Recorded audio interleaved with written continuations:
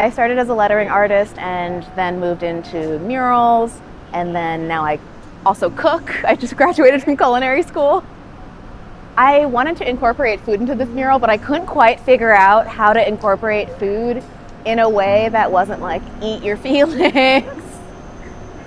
I just got back from a road trip and we were stargazing a bunch, and I guess like the universe was on my mind. I know this is a very broad kind of concept, but I just wanted to create something flowy and organic that reminded people that like they're not alone in the universe.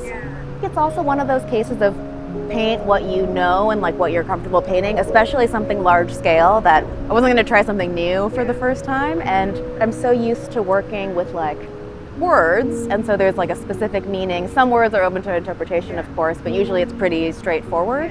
And so maybe that's why I purposely kept the art a little more abstract. I'm a big advocate for mental health. I grew up in a family where people struggled with mental health issues, and as a teenager I didn't quite understand, but then I grew up and you go through ups and downs, and because it was a part of my world so young, it's just something that's always been on my mind, especially as like depression is genetic a lot of times. Because I grew up around people who were clinically depressed, I know what that looks like, and I've heard like described to me what it feels like, so I know that I've likely never been clinically depressed because I've never been able to not get out of bed, but I have a lot of empathy or I guess sympathy.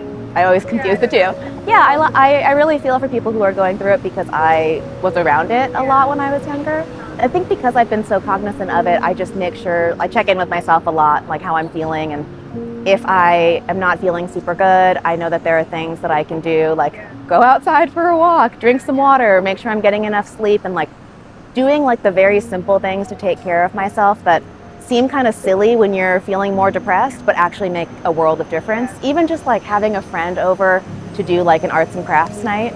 I've been talking a lot with people about how we spend so much time alone as creatives, just on our computers, over our iPads, like drawing.